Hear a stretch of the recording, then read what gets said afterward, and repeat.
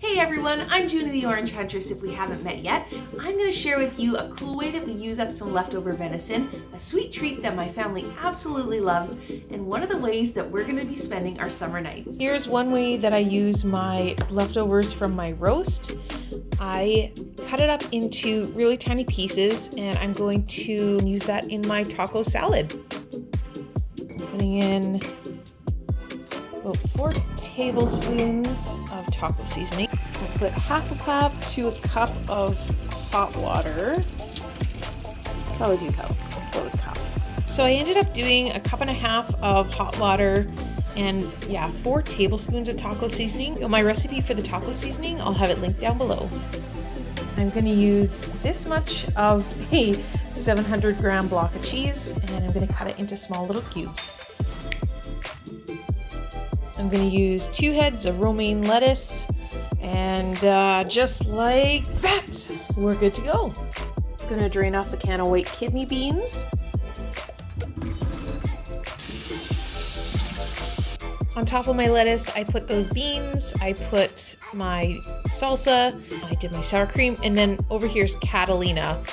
It's pretty awesome. It's fine to just do it with sour cream and salsa too, if that's what you prefer. Time to get things a little toasty. Warming up some butter. You can use olive oil if you want.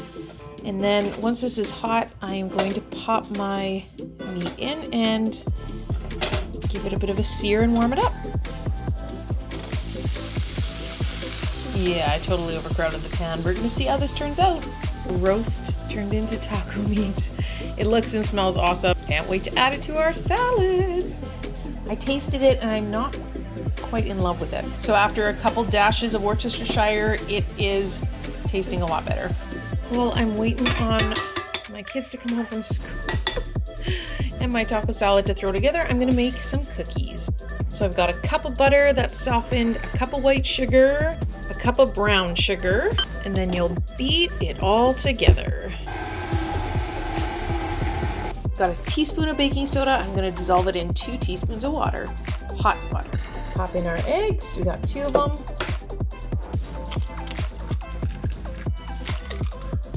Whip them up. We're going to add in our baking soda water.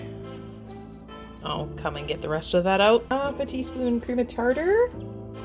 That is like the secret ingredient. Half a teaspoon of salt. And then I'm going to do a splash of vanilla. Whoop. Okay, probably too much. That's okay. Everyone loves vanilla, right? Since this is whipped and beautiful, we're gonna add 3 cups of flour. Then we'll add our chocolate chips. I'm definitely mixing after each cup is added. I'm doing about 2 cups of chocolate chips. I did semi-sweet and milk chocolate.